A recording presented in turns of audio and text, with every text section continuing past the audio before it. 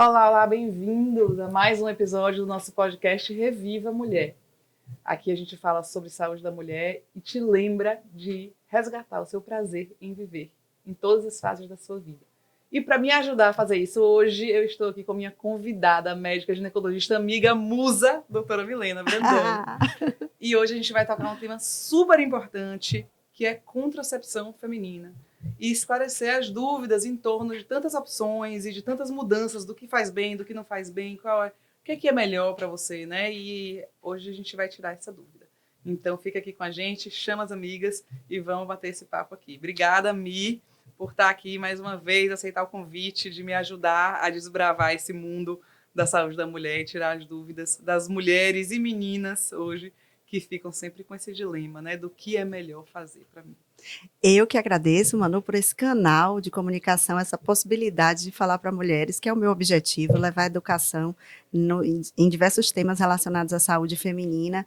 E esse tema específico, que é a contracepção, desperta muitas dúvidas, até porque é muito comum a menina iniciar, jovem, iniciar a vida sexual e está logo exposta a uma gravidez indesejada. E são diversos métodos que existem por aí, os não hormonais, os hormonais, existem benefícios de alguns malefícios de outros, e vai ser muito bom falar sobre tudo isso. Então, assim, para a gente começar logo assim essa conversa com uma pergunta que eu sei que muita gente tem, assim, qual é o momento ideal de levar essa menina no consultório do ginecologista para fazer essas escolhas? Como é? Qual é o gatilho dessa visita, dessa primeira visita aí? Esse gatilho vai variar muito dentro das famílias, porque de acordo com como se dá a educação dentro da família, o diálogo dessa jovem com seus pais, geralmente a jovem escolhe alguém na família, pode ser a mãe, pode ser uma tia, alguém com quem ela vai se confidencializar. E eu digo assim, quando a jovem começa a menstruar, já é um momento legal para levar para o ginecologista, para ela ir se habituando em abrir para o ginecologista sintomas relacionados a esse amadurecimento do corpo feminino. Ela pode começar a perceber o sangramento menstrual, associado cólicas, mastalgia, dores de cabeça, e no início ela não consegue associar tudo isso ao ciclo. Com o passar do tempo, com todo o sofrimento mensal que vai variar entre as meninas, algumas vão sentir mais, outras menos. Ainda tem aquelas que vão ter as irregularidades menstruais típicas dessa fase da adolescência. Enfim, é muito importante estar em contato com o ginecologista desde este primeiro momento, antes mesmo de iniciar a atividade sexual. Porque o início da atividade sexual, eu digo que já é um momento já é uma emergência. Porque é para ela já estar preparada, né? Sim, Muito tempo antes, já vindo, conversando, inclusive, sobre a sexualidade, sobre a sua resposta sexual, para que a sua iniciação sexual, e olha que eu não digo perda de virgindade, mas iniciação sexual, se dê de modo orientado, tranquilo, sem dor, sem traumas, né? Como a gente gostaria que fosse o ideal. Né? Consciente, sem ser uma coisa que aconteceu e eu nem vi, né? Me deixei levar, que é típico da adolescência, né? E de agir no impulso, e ela ir ganhando maturidade, e às vezes conversar com o ginecologista, às vezes o ginecologista é a única pessoa que ela tem acessível para conversar sobre o assunto. Porque, infelizmente, aqui, principalmente no Nordeste, mas a nível de Brasil, eu acho que é muito variável a forma como as pessoas dialogam, vai variar também de acordo com o grau de instrução, mas ainda existem casos de muitos tabus dentro das famílias, pessoas que não dialogam sobre o assunto, que colocam o tema da iniciação sexual como algo pecaminoso, inapropriado para jovem, e é muito melhor que isso se dê de forma natural, bem orientado. E aí é onde entra a anticoncepção. Uma jovem que já vem com o ginecologista, conversando sobre sua saúde íntima, sobre sua menstruação, sobre os sintomas, ela vai construindo um vínculo, uma relação médico-paciente de confiança. E ela pode vir a trazer essa necessidade quando ela perceber que ela vai iniciar uma vida sexual, para ela prevenir gravidez. Sim, isso, uma coisa que eu acho interessante é que a gente naturalmente já associa muito o início do uso da pílula ou do método, né? Você vê. Como tá no pílula, subconsciente, né? As pessoas já falam, o contraceptivo é sempre pílula. Tipo assim, tomei a pílula. Ninguém é a pílula de quê, né? A pílula. Mas a questão é que a gente se acostumou a associar isso realmente à contracepção. Mas na prática, eu tive muitas amigas que começaram a fazer uso de contracepção naquela época para pele. Sim. Lembra? Assim, sim, na década de 90. Exato, que tinham ali SOP. Sim. Né? E tal. E aí começavam a usar anticoncepcional com 13, 14 anos para melhorar a pele. E assim, rolava até que bom que já tá usando para pele, porque já protege também. E aí botava essa menina já desde mais cedo ainda para usar a pílula, né? Pílula. Que é um método que a gente se acostumou a chamar de contracepção geral. Isso vem né? muito do inconsciente, eu digo que em todos os aspectos. As mulheres, de modo geral, já fala-se anticoncepcional, pensa em pílula, e os médicos também pensam em pílula. Exato. E nesse trabalho de educação que nós fazemos com médicos, a gente percebe que é muito importante trazer para o médico essa noção de que existem outros métodos que têm muito mais benefício do que a pílula, que, claro, não estão acessíveis a todas as mulheres, mas aquelas que puderem, é muito melhor lançar mão de um método de longa duração, que tem um efeito contraceptivo com muito mais efetividade, menor risco de gravidez e benefícios, diferentemente da pílula, porque a gente aprendeu que a pílula é boa para a pele, mas qual o preço dessa pele de pêssego? Exatamente. E aí que é a coisa que eu queria que você explicasse para as pessoas, né? Assim, o que mudou, né? Porque essas pessoas que aprenderam isso são as mães hoje, né? Então, assim, e para essas mães, é super seguro usar anticoncepcional oral desde 12 anos até 30, sem parar. E, não faz nada, é como se fosse uma pílula de farinha, que não tem dano nenhum só. E eu acho que nessas últimas 2 décadas, talvez, assim, né, a gente evoluiu muito no aprendizado do que é isso e do porquê hoje em dia não é a primeira escolha, por exemplo. Não é a sua primeira escolha, não, né? Não é a minha primeira, já foi. Exato. E o que mudou? Explique um pouquinho isso. O que aconteceu? Quais são essas descobertas que a gente fez com esse tempo de uso? Vou começar dizendo que existe uma normalização para o uso da pílula. Fica parecendo que porque é um comprimido, é algo que está sob o meu controle, eu que sou usuária, então eu posso tomar e eu não estou me sentindo bem, eu posso interromper. Mas o que não é revelado para as mulheres, de um modo geral, primeiro, o fato de ser um hormônio administrado via oral tem malefícios, porque tem um metabolismo hepático. A dose que é administrada nesse pequenino comprimido é extremamente elevada para que se consiga um efeito contraceptivo. Por quê? Porque quando passa pelo fígado, o fígado ele degrada grande parte desse hormônio. Então, para sobrar algo que chegue na corrente sanguínea, a dose precisa ser elevada. E então as mulheres, de um modo geral, e as mães que vão escolher para suas filhas, veem aquele comprimido tão inocente, geralmente cor-de-rosa. Geralmente cor-de-rosa, tão inocente, né? E não imagina o quanto de problema ele pode trazer, o risco aumentado de eventos tromboembólicos. Fala-se muito do medo de trombose. Sim, a pílula ela tem mais relação com os eventos tromboembólicos, sim.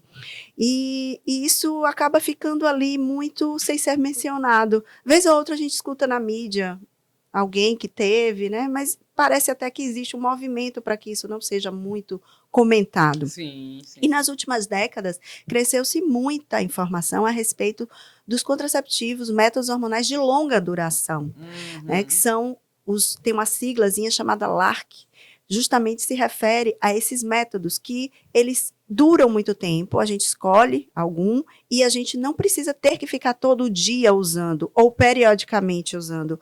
Como, por exemplo, eu digo periodicamente porque o injetável mensal, ele é periódico também, apesar de não ser diário. Mensalmente, a mulher precisa ter um movimento de ir comprar o injetável, administrar, mesmo o trimestral, a cada 3 meses precisa ir aplicar.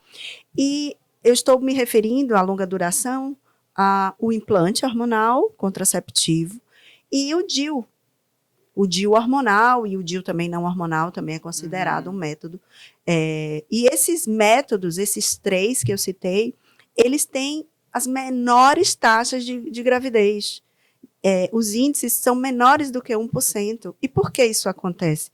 Quando a gente compara, por exemplo, com a pílula tem um índice de falha baixíssimo, porém, é descrito o uso ideal. Sim, exato. Então, aquela mulher que usa idealmente a pílula, que usa muito certinho, que toma no horário certo, é aquela mulher que ela não teve uma diarreia, não teve um vômito, não usou nenhum medicamento que ocorresse interação.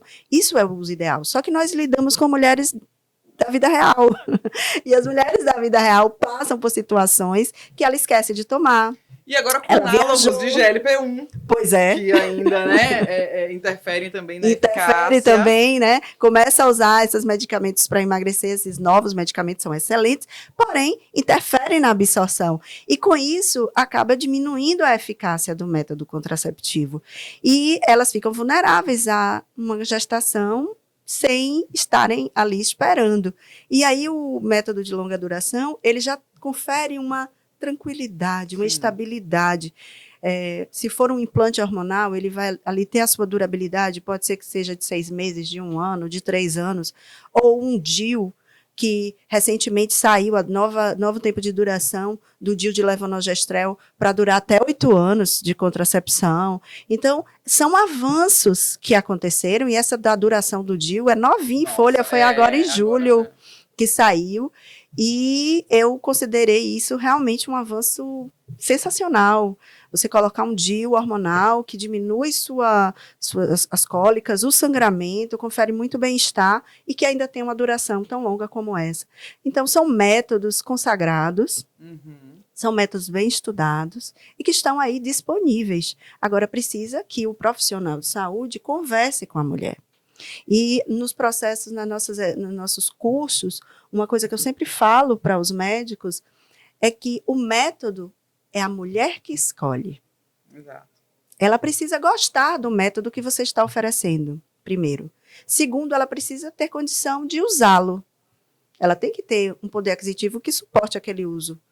E ela precisa gostar e desejar e querer. E você precisa ensinar, oferecer todas as possibilidades, compartilhar isso com ela. É uma troca.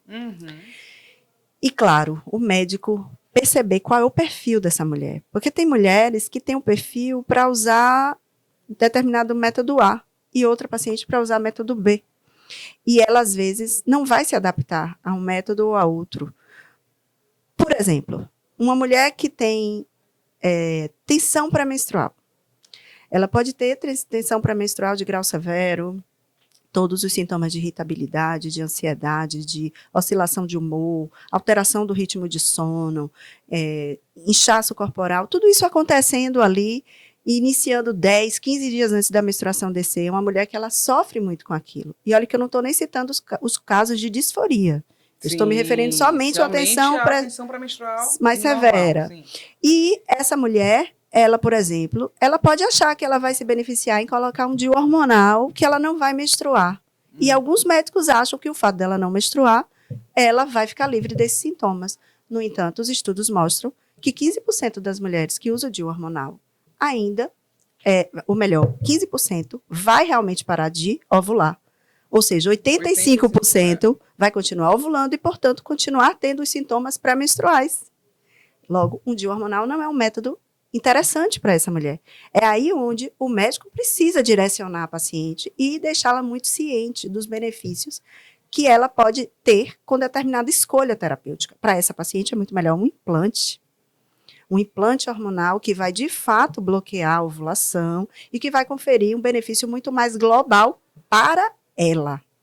Enquanto outra paciente, doutora, eu só gostaria mesmo de diminuir meu fluxo, eu gostaria realmente de diminuir o fluxo menstrual, então pode ser um DIU hormonal de dose menor, percebe? Então, existem diferenças que vão ser elegíveis para determinada mulher e não para outra.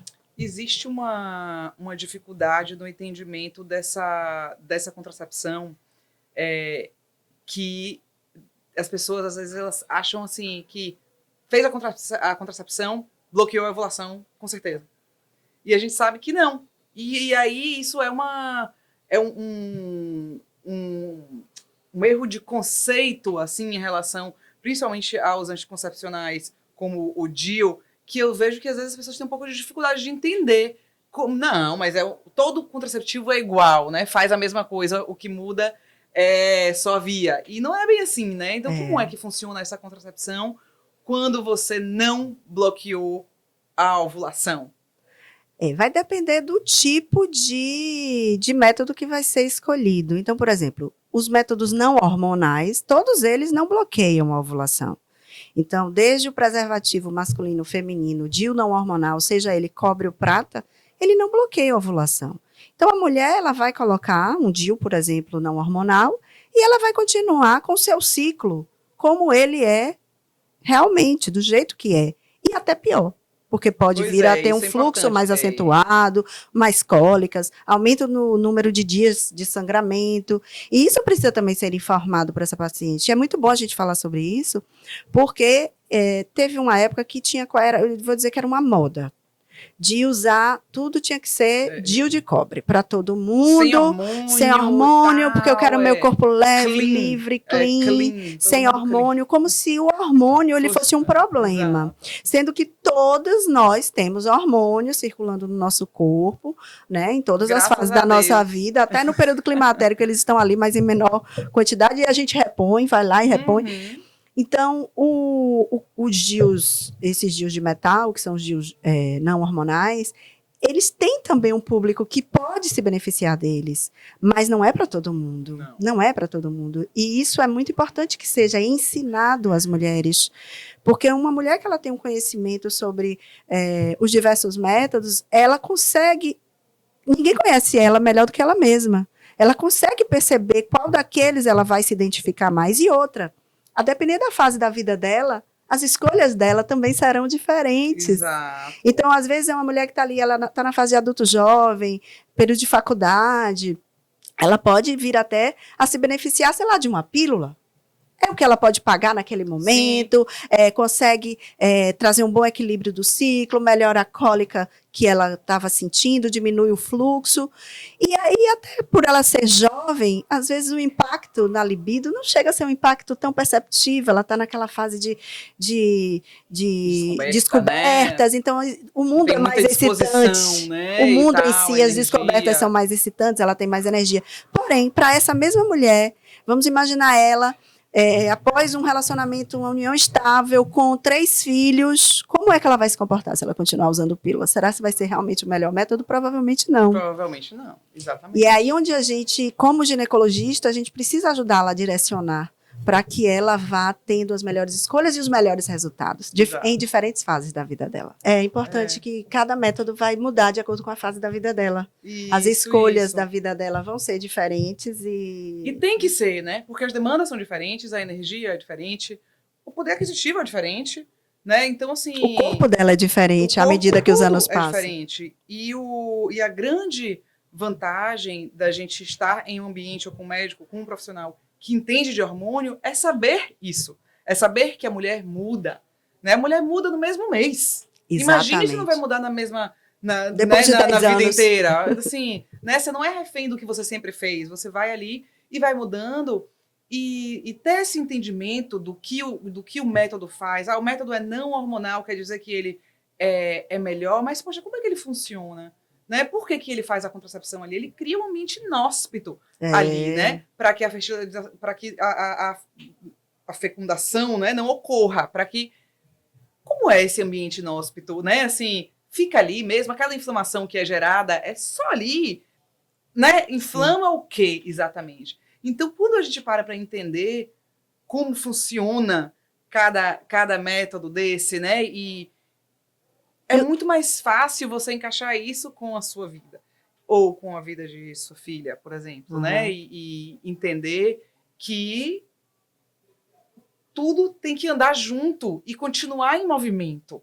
Assim, não é o que todo mundo faz que é o que deve ser feito, porque a maioria das pessoas nem sabe que existem tantas opções. E fica parecendo que tem que seguir uma manada. Tá todo mundo fazendo aquilo, então eu digo, por isso que eu usei o termo, era uma moda. Parece que era uma moda. É. Era DIU não hormonal. Uhum. Depois veio a época do DIU hormonal para todo mundo. E também não é bem assim. Da Exato. mesma forma que também não é o implante hormonal para Pra todo mundo. E é muito importante que tenhamos a consciência de que métodos hormonais, mesmo aqueles que prometem deixar a mulher sem sangrar, qualquer método ou tratamento hormonal pode dar sangramento Exato. irregular. E isso é preciso também ser informado. Não existe garantia de que vai ser aquele caminho reto. E a paciente, a mulher, ela precisa estar consciente disso, bem orientada e com total confiança no médico que está guiando ela. E esse médico, por sua vez, também ter total segurança de como vai conduzi-la. Para que ela realmente tenha um resultado satisfatório. Inclusive, como conduzi-la a sair daquele estado de sangramento intermitente, que às vezes pode acontecer com os métodos de longa duração, que a gente percebe uma das grandes vantagens da pílula é a estabilidade de sangramento. Sim. Pílulas, elas são muito mais propensas a terem ciclos muito certinhos. A mulher sangra quando interrompe. É porque não é um ciclo, né? Não é uma menstruação. É simulado. Então, é um simulado. Ela acha que ela está menstruando. É uma menstruação para inglês ver, né? Assim, é uma menstruação para enganar o bobo, né? Não é uma menstruação real. Mas isso tudo aqui para dizer, gente, que contracepção é coisa séria. Que não é porque as mulheres fazem contracepção e levam isso de uma forma como uma regra, né? É que isso pode ser levado de uma forma banal, como se fosse simples, porque contracepção não é simples.